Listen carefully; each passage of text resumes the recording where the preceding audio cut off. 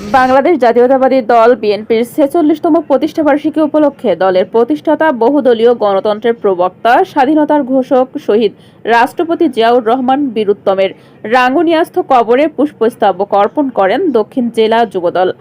উপস্থিত ছিলেন চট্টগ্রাম দক্ষিণ জেলা যুবদলের সভাপতি মোহাম্মদ শাহজাহান, সাধারণ সম্পাদক মোহাম্মদ আজগর, সিনিয়র যুগ্ম সম্পাদক মোজাম্মেল হক, সাংগঠনিক সম্পাদক প্যানেল মেয়র মাসুদুর রহমান, দপ্তর সম্পাদক মামুন রশিদ, সহ সাংগঠনিক সম্পাদক আল মাহমুদ হিরু, সহ সম্পাদক নুরুল কবির, কমিশনার দোহাজারী পৌরসভা যুবদলের আহ্বায়ক ইফতেখার সুমন, ফরিদুল আলম, চন্দনাইশ উপজেলা যুবদলের সদস্য সচিব নেসার উদ্দিন, পৌরসভা যুবদলের সদস্য সচিব শহীদুল ইসলাম, দোহাজারী পৌরসভা যুবদলের সদস্য সচিব মাহফুজুর রহমান,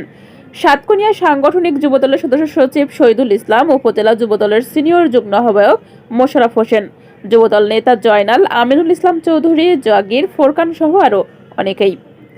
মোহাম্মদ তারেক, ডাকবাংলা টিভি, চট্টগ্রাম।